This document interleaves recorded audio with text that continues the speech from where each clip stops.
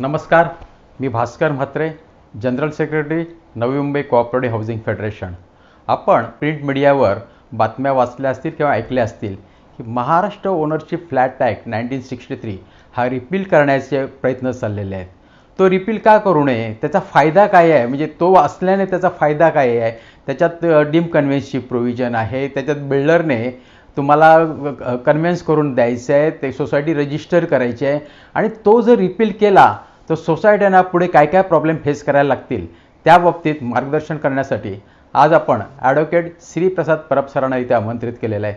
तरी मी ॲडव्होकेट श्रीप्रसाद परब सरांना विनंती करतो की त्यांनी आमच्या श्रोत्यांना मार्गदर्शन करावं की मोफा ह्या कायद्याची जरुरी काय आहे. धन्यवाद म्हात्रे साहेब.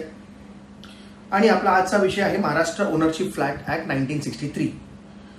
मोफा कायद्याच्या अगोदर एक कायदा होता, महाराष्ट्र कोऑपरेटिव्ह सोसायटी ॲक्ट 1960, ज्या कायद्याने कोऑपरेटिव्ह हाऊसिंग सोसायटीचा कन्सेप्ट जो आहे तो आपल्याला प्रदान केला.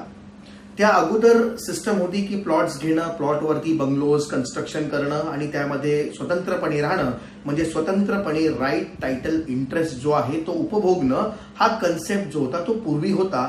जो हाऊसिंग कोऑपरेटिव्ह हाऊसिंग सोसायटीचा ज्या वेळेला कायदा आला त्यावेळेला फर्स्ट टाइम हा कन्सेप्ट आला की प्लॉट जो आहे तो एका हाऊसिंग सोसायटी म्हणजे ग्रुप ऑफ पीपलनी कोऑपरेटिव्ह हाऊसिंग सोसायटी फॉर्म करणं, त्या हाऊसिंग सोसायटीनी तो प्लॉट परचेस करणं आणि प्लॉट परचेस करून त्यावरती इमारत कन्स्ट्रक्ट करणं, त्यामध्ये जे फ्लॅट्स असतील त्या फ्लॅट्समध्ये स्वतंत्रपणे राहणं, म्हणजे एकाच प्लॉटवरती वेगवेगळे ओनरशिप राईट टायटल इंटरेस्टचे कन्सेप्ट जे होते ते first time Maharashtra cooperative society ऍक्टने आपल्याला प्रदान केलं.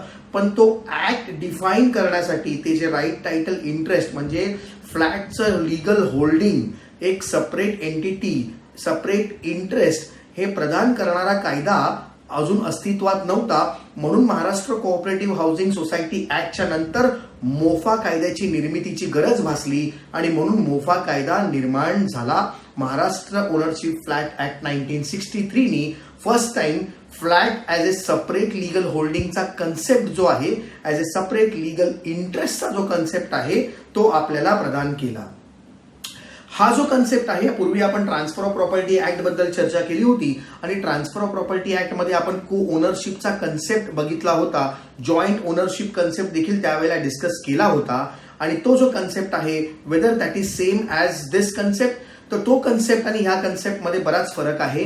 हा जो कन्सेप्ट आहे हा सेपरेट लीगल इंटरेस्ट बद्दल बोलतो, सेपरेट लीगल टायटल बद्दल बोलतो. मग हा जो कन्सेप्ट आहे ह्याचं लिंकेज कुठे करावं, तर ट्रान्सफर ऑफ प्रॉपर्टी ऍक्ट मध्ये सेक्शन 7 सांगितलेलं आहे आणि सेक्शन 7 मध्ये जर आपण बघितलं तर every person competent to contract and entitle to the transferable property may transfer the property either wholly or partly, असा कन्सेप्ट आहे. पुढे कम्प्लिटली आणि ऍब्सोल्युटली वगैरे असं सगळं कन्सेप्ट दिलेला आहे. मग हा जो पार्टली कन्सेप्ट आहे, ट्रान्सफर ऑफ प्रॉपर्टी ऍक्टचा कायदा सांगतो की पार्ट ट्रान्सफर ऑफ टायटल देखील तुम्ही करू शकता. तोच कन्सेप्ट या मोफा कायद्याने जो आहे तो एक त्याला 4 स्वीकृती अशी दिली. आणि मग मोफा कायदा निर्माण झाला. मोफा कायदा सुरुवातीला फक्त 5 वर्ष होता, त्यानंतर त्याला वारंवार ते लोक एक्सटेंड करत गेले.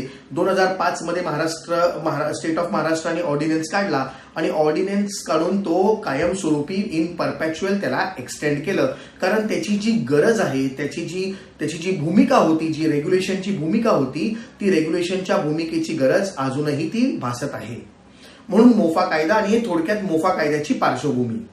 बरं, मोफा कायदा त्यानंतर मग आपल्याकडे आला रेरा कायदा 2016 मध्ये आणि 2016च्या रेरा कायद्याच्या नंतर आपल्याकडे 1 मे 2017ला महारेरा म्हणजे महाराष्ट्र स्टेट गव्हर्नमेंटनी रेरा कायद्याच्या अंतर्गत रूल्स जे आहेत त्याची निर्मिती केली आणि महारेरा म्हणजे रेरा कायदा जो आहे तो आपल्याकडे सुरू झाला. मग मोफा कायदा समजा रिपील केला तर आपल्याला कुठले कुठले त्याच्यामध्ये परिणाम जे आहेत ते पाहायला मिळतील, तर ते थोडंसं बघायचा आपल्याला प्रयत्न करूया आज. मग मोफा कायदा जर आपण बघितला तर मोफा कायद्यामध्ये एक प्रकारचा मगाशी सांगितल्याप्रमाणे तो एक रेग्युलेशनचा कायदा होता. रेग्युलेशन कशा संदर्भात, तर regulation of construction, sale, management and transfer of title ह्या सगळ्या गोष्टींचं रेग्युलेशन या कायद्या अंतर्गत दिलं होतं. म्हणजे जे माल प्रॅक्टिसेस किंवा अब्युसेस जे काही प्रमोटर्स डेव्हलपर्स करत होते ते रोखण्यासाठी हा कायद्याची निर्मिती झाली होती. आणि मग या कायद्या अंतर्गत मगाशी सांगितल्याप्रमाणे कन्स्ट्रक्शन, सेल, मॅनेजमेंट आणि ट्रान्सफर ऑफ टायटल देखील समाविष्ट होता. मग टायटलची भूमिका जी आहे ती प्रामुख्याने मोठ्या अंशामध्ये आपल्याला इथे पाहायला मिळते. मोफा कायद्यामध्ये ज्यावेळेला आपण टायटल बोलू त्यावेळेला त्याचा अर्थ होतो कन्व्हेन्स. आणि कन्व्हेन्सच्या अगोदरची प्रोव्हिजन आहे ट्रान्सफर. किंवा ट्रान्सफर कशाला करणार तर organisation, a legal entity form करून देणं. मग मोफा कायदा सांगतो की तुमच्याकडे प्रोव्हिजन्स आहेत की तुम्ही एकतर कोऑपरेटिव्ह सोसायटी फॉर्म करून द्या किंवा कंपनी फॉर्म करून द्या किंवा असोसिएशन्स फॉर्म करून द्या. आणि मग असोसिएशनसाठी आपल्याकडे महाराष्ट्र अपार्टमेंट ओनरशिप ऍक्ट 1970 म्हणजे 1970ला अपार्टमेंट ओनरशिप कन्सेप्ट एक कायदा आला. मग महाराष्ट्र कोऑपरेटिव्ह सोसायटी ऍक्टच्या टायटलमध्ये आणि महाराष्ट्र अपार्टमेंट ओनरशिप ऍक्टच्या टायटलमध्ये काय डिफरन्स आहे, मग तो थोडासा डिफरन्स पहिला जाणून घेऊया आणि मग मोफाच्या टायटलकडे परत एकदा आपण शिरकाव करूया. मग महाराष्ट्र कोऑपरेटिव्ह सोसायटी ऍक्ट मध्ये असं सांगतो की आपण सोसायटी जी आहे ती एक लीगल एंटिटी आहे आणि त्यामुळे टायटल जो पास ऑन होतो तो सोसायटीच्या नावावरती टायटल पास ऑन होतो. इंडिव्हिज्युअल जे मेंबर्स असतात ते फक्त मेंबरशिप कन्सेप्ट दर्शवतात. ओनरशिप राईट्स जे आहेत ते कोऑपरेटिव्ह हाऊसिंग सोसायटीकडे वेस्ट होतात. पण महाराष्ट्र अपार्टमेंट ओनरशिप ऍक्ट जर 1970चा कायदा आपण बघितला तर तो कायदा निर्माणच यासाठी झाला होता की जिथे मेंबरशिपचा कन्सेप्ट कमी पडत होता, जिथे लोन्स वगैरे मिळत नव्हते, म्हणून 1970ला ओनरशिप कायद्याची अभाव भासला आणि म्हणून महाराष्ट्र अपार्टमेंट ओनरशिप ऍक्ट 1970च्या कायद्याने आपल्याला सांगितलं की तुम्ही फ्लॅट जे आहात ते मेंबर नाही आहात, तुम्ही ओनर आहात along with the undivided interest proportionately in the common area. हे आपल्याला महाराष्ट्र अपार्टमेंट ओनरशिप ऍक्टच्या कायद्याने सांगितलं. म्हणजे इकडे महाराष्ट्र कोऑपरेटिव्ह सोसायटी ऍक्ट मध्ये सोसायटी लीगल बॉडी आहे, लीगल एंटिटी आहे आणि ती टायटल जी आहे ती होल्ड करते. पण महाराष्ट्र अपार्टमेंट ओनरशिप ऍक्ट खाली जरी वेगवेगळे फ्लॅट्स असतील तरी इंडिव्हिज्युअल प्रत्येक फ्लॅट ओनर जो आहे तो इथे मालक आहे along with the undivided interest in the common area. या दोन कायद्यांमध्ये असं टायटल जे आहे ते थोडंसं वेगळं दर्शवलेलं आहे. आणि हे दोन्हीचं रेकग्निशन जे आहे ते मोफा कायद्या अंतर्गत केलेला आहे. 1963चा कायदा हा एक ड्युटी कास्ट करतो डेव्हलपरवरती, प्रमोटरवरती की as soon as the building is completed immediately तुम्हाला ऑर्गनायझेशन, लीगल ऑर्गनायझेशन फॉर्म करून द्यावं लागेल आणि त्यानंतर कन्व्हेन्स जो आहे तो त्यांच्यावरती हस्तांतरण करावं लागेल.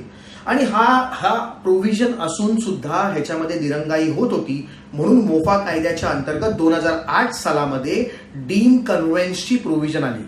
ट्रान्सफर ऑफ प्रॉपर्टीकडे परत पुन्हा वळूया आणि तिकडे पाहूया की ट्रान्सफर ऑफ टायटल कुठल्या पद्धतीने होतो. तर ट्रान्सफर ऑफ प्रॉपर्टी ऍक्ट सांगतो की ट्रान्सफर जे आहे ते it is between the two living persons. Inter vivos transfer आहे, दोन व्यक्ती लागतात. पण इकडे जेव्हा मोफा कायद्याने सांगितलं की जेव्हा दुसरी व्यक्ती काम करत नसेल म्हणजे प्रमोटर, डेव्हलपर जर तुम्हाला टायटल पास ऑन करत नसेल तर तुम्हाला युनिलॅटरल डीम कन्व्हेन्स देण्याची मुभा जी आहे ती मोफा कायद्या अंतर्गत आम्ही निर्माण करतो. आणि मग स्टेटनी सांगितलं की इट इज अ युनिलॅटरल, जरी आपण त्याला नाव दिलेलं असेल तरी on behalf of the developer, on behalf of the promoter state सांगतं की आम्ही तुम्हाला टायटल जे आहे ते ट्रान्सफर करू, त्या डॉक्युमेंटवरती आम्ही सह्या करू आणि टायटल तुम्हाला हस्तांतरण करू. आणि 2008 मध्ये म्हणून युनिलॅटरल डीम कन्व्हेन्सची प्रोव्हिजन आपल्याला मोफा कायद्या अंतर्गत मिळाली. मग डीम कन्व्हेन्सची प्रोव्हिजन म्हणजे काय तर विदाउट डेव्हलपरच्या कॉर्पोरेशननी आपण जाऊन ट्रान्सफर ऑफ टायटल म्हणजे जो टायटल आहे लँडचं ते सोसायटीच्या नावाने आपण घेऊ शकतो. ही मुभा जी आहे ही आपल्याला या डीम कन्व्हेन्सच्या प्रोव्हिजन मध्ये मिळाली. तसंच पूर्वी लीगल एंटिटी फॉर्म करणं म्हणजे लीगल ऑर्गनायझेशन फॉर्म करणं हे जसं बंधनकारक होतं आणि ते करत नव्हते, म्हणून unilateral formation of cooperative housing society rather non cooperation of housing society. Non cooperation means developer जर कोऑपरेट करत नसेल तरी देखील तुम्ही हाऊसिंग सोसायटीची स्थापना करू शकता आणि कन्व्हेन्स नंतर युनिलॅटरल डीम कन्व्हेन्सच्या स्वरूपामध्ये देखील घेऊ शकता. या सर्व प्रोव्हिजन्स आपल्याला मोफा कायद्यामध्ये मिळत होत्या आणि त्याची जी आहे ती सुनवाई देखील सुरू होती. डीम कन्व्हेन्सची प्रोसेस, एज्युडिकेशनची प्रोसेस देखील ती सुरू होती. मग 2016 मध्ये आला रेरा कायदा आणि 17 मध्ये त्याचे महारेराचे रूल्स आले. रेरा कायद्यामध्ये सेक्शन 88 आणि 89 जर आपण बघितलं तर तो सांगतो की दॅट रेरा लॉज जे आहे ते it is in addition to the local laws. In addition कायदे आहे. जर कुठले लोकल लॉज असतील तर ते देखील राहतील आणि त्याच्यावरती हा जो लॉ आहे तो प्रिव्हेल करेल. जर ते प्रोव्हिजन्स लोकल लॉजचे प्रोव्हिजन्स जर कुठे इनकन्सिस्टंट असतील रेरा कायद्याला तर 89 सांगतो की जिथे प्रोव्हिजन्स इनकन्सिस्टंट असतील तिथे रेरा कायदा जो आहे तो प्रिव्हेल करेल. मग रेरा कायद्यामध्ये legal organisation, legal entity form करणं आणि ट्रान्सफर ऑफ टायटल करणं ह्याचे प्रोव्हिजन्स आहेत का? तर आहेत. लीगल ऑर्गनायझेशन फॉर्म करणं सेक्शन 11 आणि सेक्शन 17 मध्ये ट्रान्सफर ऑफ टायटलची प्रोव्हिजन्स रेरा कायद्याअंतर्गत दिलेली आहे.